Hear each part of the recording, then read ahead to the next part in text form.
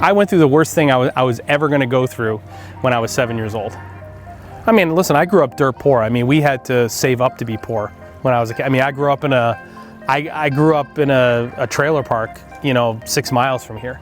And while we were gone that night, he got into a fight with our mom, and she laid down on the couch, and he went into his bedroom and got a pistol and came out and sat down and shot her in the head twice while she was sleeping. I pulled back the sheet and she was dead. I ultimately said, listen, I'm gonna do something great with my life to be my mom's legacy. There are no upper middle class jobs in the private sector here. There just aren't. There are some tech positions that are being funded by Cornell University here in Ithaca, some tech companies, but there's no real industrial manufacturing here. We still have a ton of it in Texas, a ton. And those are our clients. Those are the customers that we are converting from Industry 3.0 to Industry 4.0 methodologies, and we're going to use them as the example to how to revitalize manufacturing in the United States.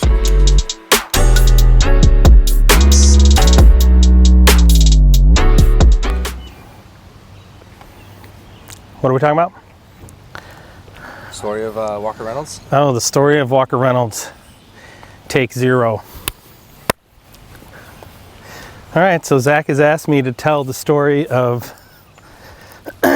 Walker Reynolds. That's me.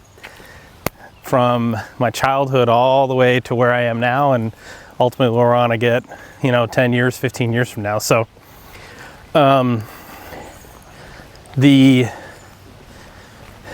was born in 1974. I never knew my dad. My father was a musician in South Carolina, a fairly famous local musician, and I only ever knew his name. I was raised by my mom. I had a half brother named Jerry, and when I was 7 years old, my earliest memories are us living in Texas, in Dallas, when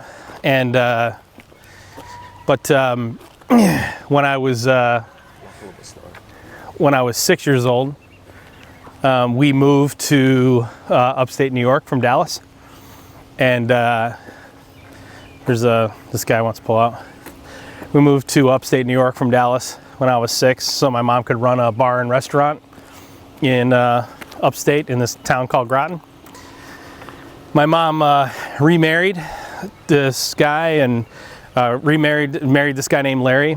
I only vaguely remember him, and on February 16th, 1982, my brother and I came home from school, and our stepdad told us to go to the babysitter's house.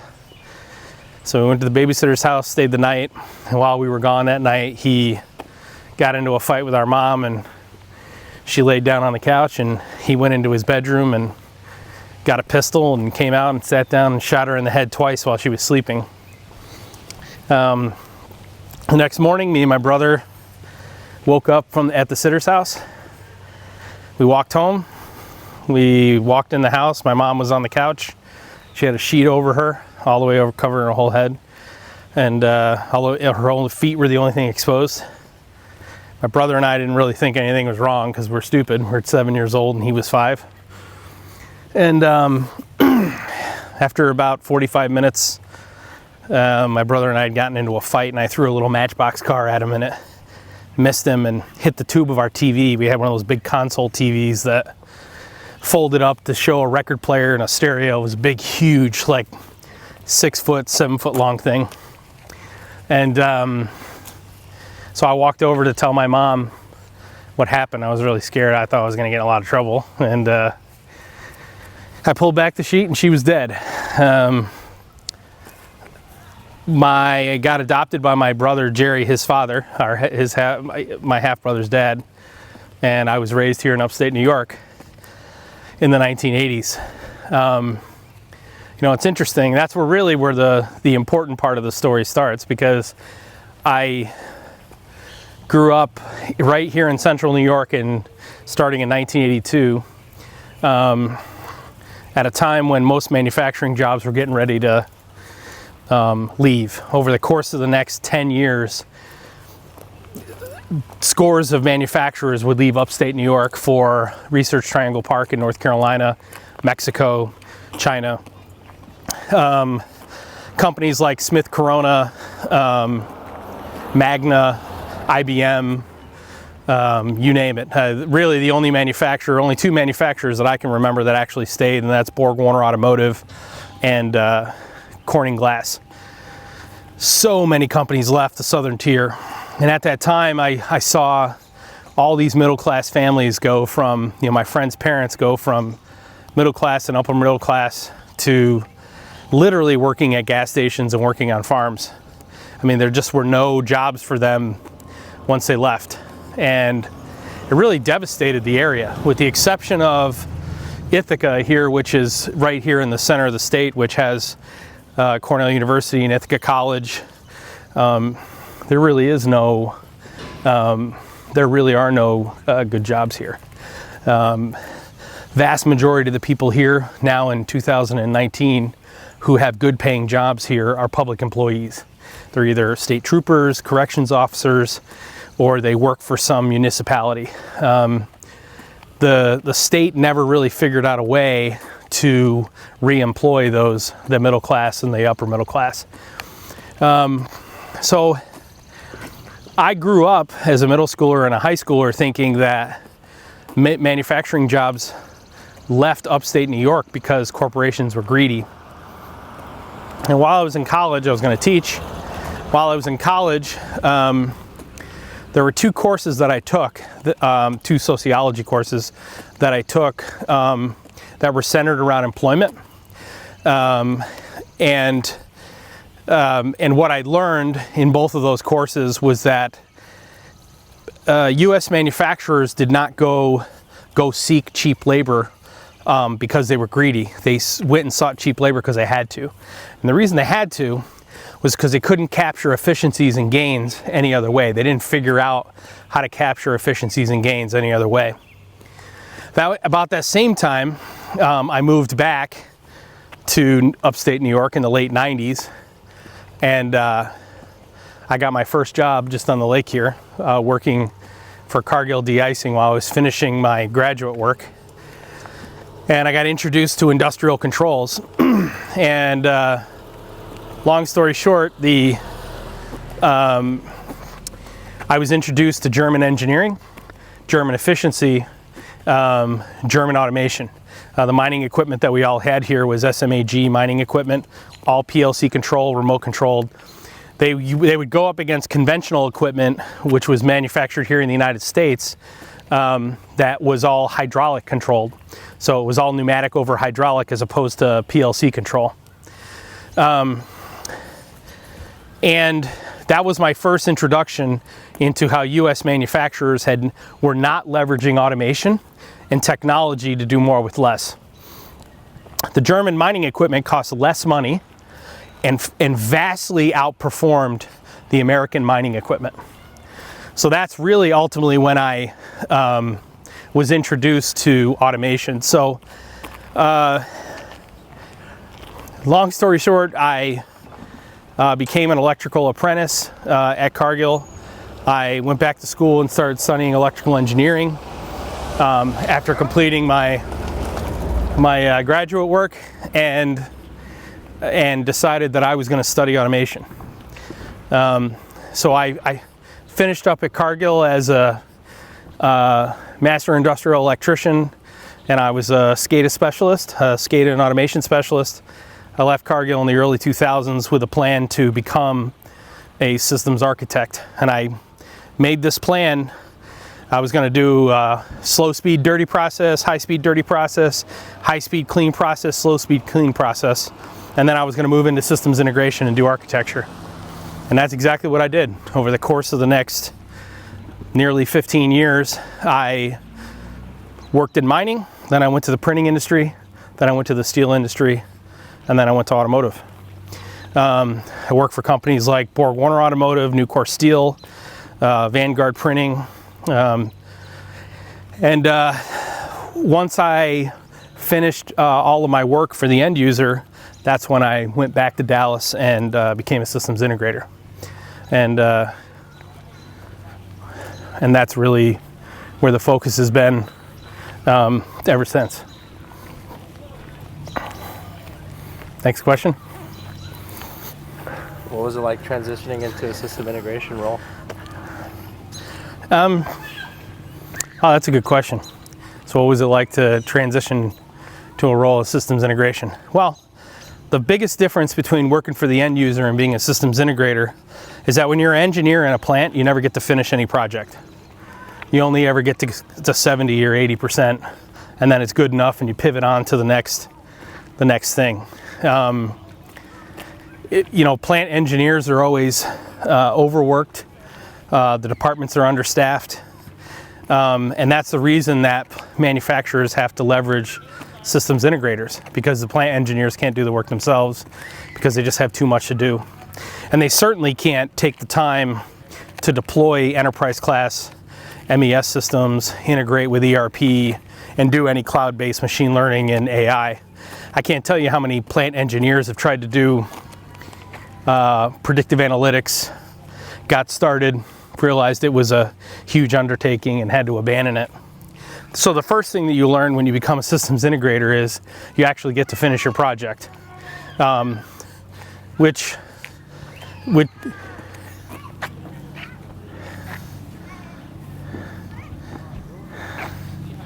hold on. Let's see who this is. Oh, it's Judy. What's up? What are you doing? We're shooting content What? for our marketing. It's a podcast. Yeah. How do you know this man? How do I know this man? This man has been in Lansing a long time. I love this man. I love his wife. He Is that sings. Bob and Judy over there? Yes, it is. Is that here? Let's go over and say hi to And them. Christy and Dwayne. Oh, really? Hey, Dwayne, you want to get drunk? No, dude. I told my wife. I told her as soon as I got home.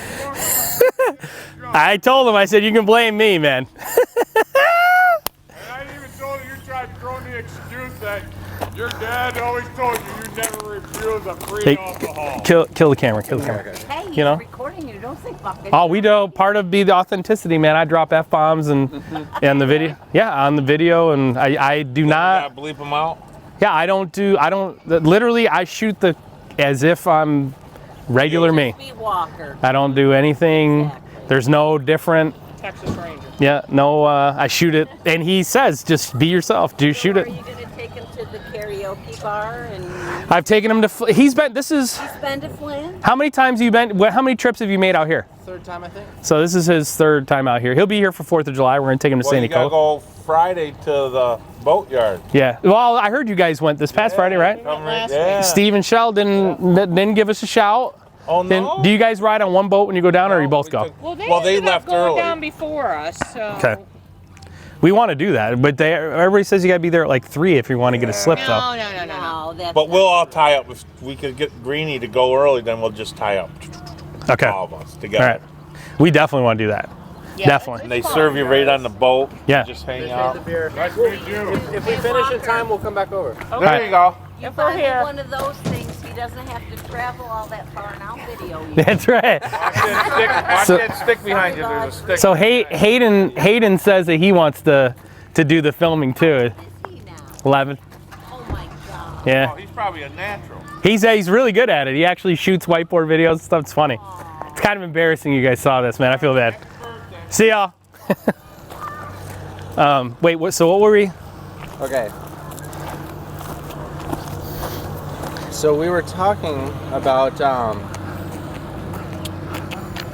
you'd kind of just finished your story. We were talking about system integration, Okay. how it Oh, difference. What's the difference between being a plant engineer and a system integrator? Right. Okay. System integrator finishes the job, but you got that infamous punch list. And Correct. Yeah. Yeah. So as I was saying, the fundamental difference between being an SI and being a plant engineer is that a systems integrator actually gets to finish the job. Here's the other advantage of being a systems integrator over being a plant engineer. As a plant engineer, you really get an opportunity to master the process and master the workflow of your business. But a systems integrator, A systems Speak quick. A systems integrator is the one that gets all the cultural diffusion because they're exposed to so many different processes, business processes and industrial processes. So anyway, next question. So what happened to your mom impact the arc of your career? So that's a question. So, you know, how did what happened to my mom impact my career? Well, there's really three elements to that. Number one,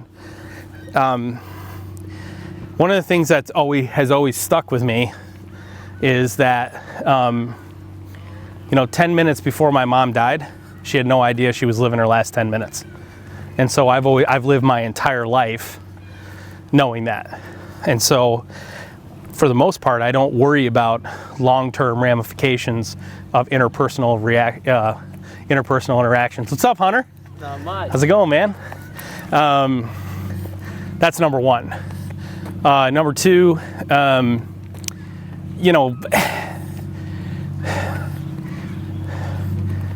my stepfather who killed my mother, his lawyer didn't say a lot of very nice things about my mom in court. And there weren't a whole lot of people who stood up to speak for her. And when I found that out later on in life, I ultimately said, listen, I'm going to do something great with my life to be my mom's legacy.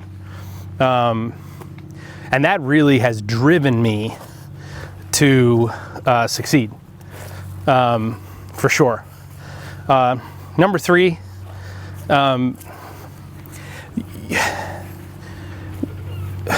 I went through the worst thing I was ever going to go through when I was 7 years old. Imagine that. Imagine that you're a teenager, you are a high school student, you're in college, you go through all the challenges you go through in college, you go through all the challenges you're going to go through in your 20s and your first job and everything. And you do that knowing that the worst thing that you're ever going to go through in your life, you went through when you were 7. All challenges that you face pale in comparison. And so when people ask me, how is it I can be the way that I am? How can I take the risks that I take? How can I take the positions I take? How can I advance our industry just through sheer force of will? Without building these massive coalitions to start. I just do it through sheer force of will. It's because I really don't spend a whole lot of time concerning myself with people who don't like me. If I rub someone the wrong way, I really don't think twice about that at all, because I feel like I have this higher purpose, this higher mission. Would you change the past if you could? No, definitely not. Would I change the past? No. I mean, it's a very romantic idea to think, hey, if I could go back, would I have my mom not get murdered and have us find her? The answer is no. I mean, my heart says, yeah, of course, I would have loved to have grown up with my mother, but going through that made me into who I am. And I feel like that happened for a reason. I don't believe that the Lord gives us anything more than we can handle. And if it had to happen to someone, I'm okay with it happening to me because I could handle it. But I wouldn't go back and change it if I could. And my wife and I have talked about that a lot of times, a lot actually. That we are who we are because of the experiences that we go through. How we react to success doesn't define us. It's how we react to challenges. That's what defines us as a human being. It's not our mistakes, it's how we respond to mistakes that defines who we are as human beings. And again, there's like a, this video, it wasn't even my idea. This was your idea. You think that this is an important message for our audience to hear. And there's one part of me that agrees with you. Right, I trust your judgment. That's why I'm doing it. There's one part of me that agrees with you that this is an important message, because no question, what I went through as a kid, all the challenges I faced, they have defined who I am as a professional. There's no question about that. But on the other hand, you don't dwell on it. Yeah, I don't really think about it that often. It's just not, I'm focused on our mission. And it's the first thing I think about when I wake up in the morning, the last thing I think about when I go to bed at night. A, did I put the work in today? B, did I advance our cause? Are we really moving the needle? I ask that question. Are we really influencing the industry? Are we really convincing systems integrators, end users, and OEMs to leverage technology to do more with less? I ask myself that question every single day. And saving, creating middle-class jobs. And, well, saving and creating middle-class jobs in the U.S. is going to take care of itself if we're able to change the industry. It's going to take care of itself. You want to know why? Because when manufacturers start leveraging Industry 4.0, when they start leveraging IIoT, when they start leveraging machine learning and AI, when they start doing these closed loop control, you're going to need operations analysts. You're not going to need cheap labor to put together widgets. You're going to need highly trained, highly educated professionals to do your operations analysts in your manufacturing environments. And we're going to be bringing more and more of those manufacturing facilities back into the United States. More creative jobs. That's right. Much more creative jobs, higher paying jobs, much more. These are professional positions. Those are the positions that we're going to be bringing to the U.S. And when people ask, what are the jobs? Is automation going to take away jobs? The answer is yes. Automation is going to take away all the right jobs, and it's going to create all the right jobs. And the naysayers who say that automation is going to fundamentally change, happening since the dawn of time. That's right. This is advancement. That's what this is. This is the evolution of our society. This is the evolution of manufacturing. It's the evolution of industry. But products still have to be made. Right. Products still have to be shipped. Salespeople still have to market. And right now there are more manufacturing facilities outside of the United States than there are in the United States. Let's imagine for a moment. Let's imagine for a moment that the United States is a leader in the advancement of industrial technology, that is leveraging IIoT, right? Let's say the U.S. leads that venture. Well, guess what? We become the Mecca. We become the Mecca. It's our universities who are training people to be operations analysts who are going to be converting the optimal decisions that come back from AI into transactions on the plant floor. The United States is going to become a Mecca for those positions. Okay? And ultimately that is the evolution. If manufacturers in the U.S. continue to try and do more with less and the less is cheaper labor, right? When we say do more with less, what do we mean? What we mean is let's produce more for less cost. Well, manufacturers over the last 30 years have been focused on lowering labor cost. So they've gotten those efficiency gains through getting super cheap labor, right? Well, the reality is that people in Mexico are costing more and more money every day. And people in China are costing more and more money every day. As those emerging economies transition from where the U.S. was in 1900 to where the U.S. was in 1980. The Mexican economies and the Chinese economies are evolving in the exact same way, right? The reality is that they're not capturing efficiency by going to Mexico now like they were 20 years ago, and they're not capturing efficiency by going to China like they were 20 years ago. They've got to capture those efficiency gains in other ways. So rather than capture that through lower costs, we capture it through higher production. And higher production comes from eliminating all of the wasted time that manufacturers lose, all the time that they lose through poor decisions. And those poor decisions are not because people are incapable of making good decisions. It's because people are incapable of processing all of the data points that have to be processed in order to determine the optimal decision. And that's what machine learning and AI is for. And that's what we are trying to convince everyone they need to be moving toward. And helping them move towards it. So we're not making the value proposition, We're not exclusively making the value proposition. What we're saying is we're telling you how to do it. We're giving you the roadmap from going from where you are today to where you need to be 5 years from now. And all of that is driven out of this mission complex that we have, right? And that is born out of, my personal experiences as a kid, growing up here in upstate New York. How'd you get out of upstate New York? Because most people, they stay here. I always knew that I was going to go back to Texas. I mean, my formative years were in Dallas. All of my memories, my earliest memories were in Dallas. I always knew I was going back to Texas. I mean, it's funny, you say, Texans are very serious about being Texans. Texans identify as Texans first and Americans second. And I was that way my whole growing up. I mean, my name is Walker, for goodness sakes. Walker, Texas Ranger. Even living in New York, it was always Walker, Texas Ranger.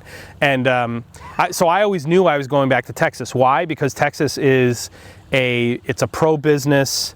It's the land of opportunity. Texas is where innovation happens. It's where anything can be accomplished. And I knew that in order for me to build the type of business I was going to need to build with respect to systems integration, I was going to need to do it in Texas. The advantage was I knew that I could start with oil and gas, which would help fund oil and gas. If we could provide value for oil and gas customers, it could help us fund the value for discrete manufacturers who can't afford to spend the kind of money oil and gas providers can. Okay, and that's really what we did. I mean, we, at Intelligent Integration, our team, we cut our teeth on oil and gas projects, huge oil and gas projects. That's where we became experts in enterprise class deployments. Then we took that capital and we invested that capital into doing the same for discrete manufacturers. And that's ultimately how we ended up where we are today. Next question. What's your, what makes you so, what makes like this successful businesses? Clarify that. So like in New York, and a lot of businesses are suffering here, whereas Sure. in Dallas. So let's talk about what is the fundamental difference between, Without getting too political. yeah, but let's talk about the fundamental difference between, what's different about upstate New York and Texas, okay, or just New York State in general and Texas. New York State used to be a manufacturing hub in the Northeast.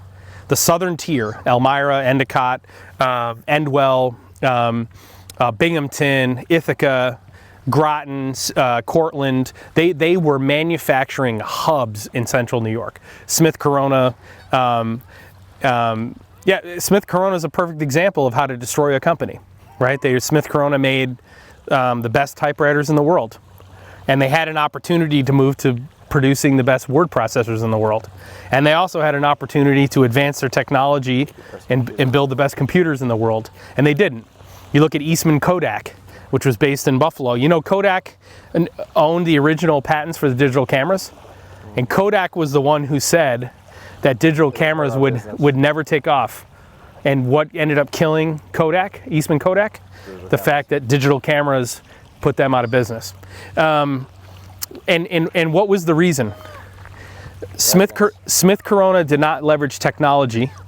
Okay, they didn't leverage technology. What they did was they stuck with the status quo. Eastman Kodak did exactly the same thing. But you want to know what the fundamental difference is between upstate New York and Texas. When you come up here and you meet anyone who has a really good paying job, chances are they are a public employee. The chances are they are a corrections officer, a police officer, they're working for a state university, they're working for a municipality, they're on a highway crew, they are a public employee. If you find somebody who's got a really good paying job in Texas, they are a private employee. They work for a private company. It's no secret, here, Interstate 81 South, I-81 is an interstate that goes from Tennessee all the way to the Canadian border. And it runs up through Virginia, through Maryland, West Virginia, Pennsylvania, New York State, right to the Canadian border. It splits New York State right in half. the whole time that I was in college, I-81 was under construction in Scranton, Wilkes-Barre, and that construction took 25 years. Okay, that's not hyperbole. You can look it up. It took 25 years for them to complete the construction on I-81. And now they've restarted the construction, and that was a public project.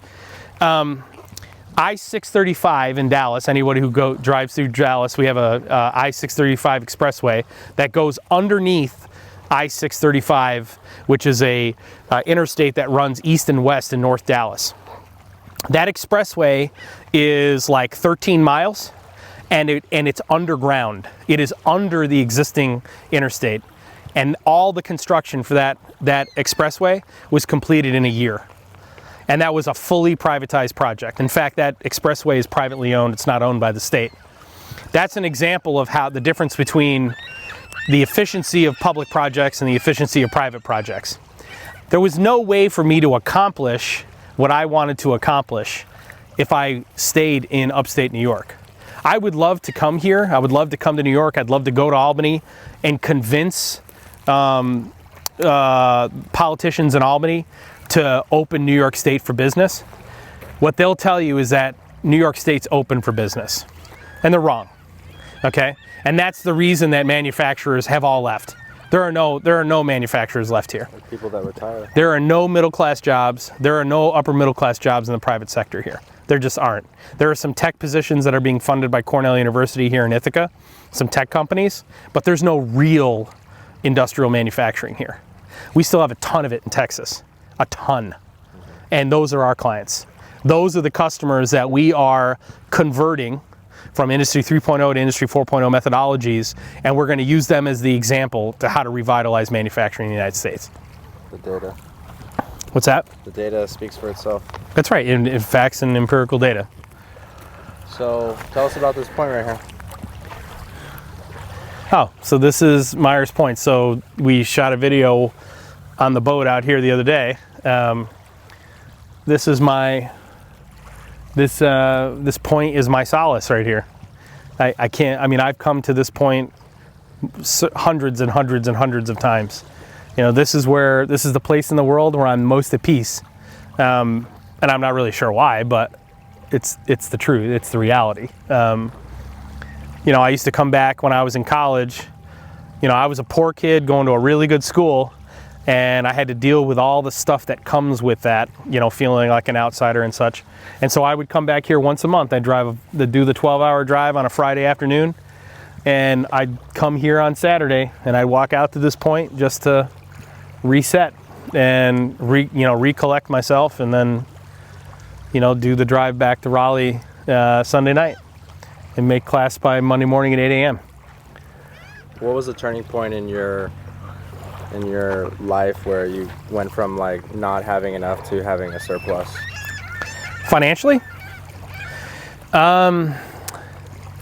You know, I've been... What would you say to someone who says that's easy for you to say? I mean, listen, I grew up dirt poor. I mean, we had to save up to be poor when I was a kid. I mean, I grew up in a trailer park, you know, 6 miles from here. I mean, I grew up in a, you know, this is an affluent community here. When I grew up, it was, and you know, I was a poor kid living in a great town. I went to an outstanding school. You know, I in my opinion, I've been financially free since I was 19 years old. You know, I had very good financial sense, you know, since I was a teenager, and I've always known that I wanted to do something huge. I wanted to do something really big. I wanted to leave a mark, and I wanted that mark to be positive. But I can tell you, there were a lot of times where... Not chasing the money? Yeah, I mean, where, you know, there were a lot of times where I was wondering where the next insurance payment was going to come from, or, you know, how I was going to cover my insurance or whatever. And at the end of the day, those things always work themselves out. You know, to me, money is just so, you know, it's a necessary evil, but it shouldn't be the point of our lives. And it's not the point. The reason it's not the point of my life is I don't live above my means. You know, I think most people would be very, very surprised if they saw how I live compared to what I'm worth. I think most people would be shocked, to be honest with you. And I do that so that I don't, the most extravagant thing I do is fly first class domestically. I always fly first class, and that's because I just travel too much to justify sitting in a coach seat. But I don't drive a Ferrari, and I don't, I bought my Cadillac used, and I live in a modest home. I don't, I have a modest boat, and I don't wear a Rolex, or I'm actually a very, very moderate person, and I think in order to be successful in life long term, so that you have true freedom to chase your goals, to set a mission and go after it, you need to be moderate financially. You need to have nest eggs. You need to have something to fall back on. You have to have the confidence to fail. You have to know that if you fail, you're not going hungry. That's important. How do you want to end this podcast? Well, I'll end it by saying, of all the podcasts that we've done, this is definitely the most uncomfortable one I've ever done. I think it's valuable. I think you're right. It probably is valuable. I hope it doesn't come across as like contrived or whatever, but this was definitely much harder than I thought it would be. You went over your story really quickly. I'll say that. Yeah, I did. It's gotta be uncomfortable. Yeah, I did. I went over the.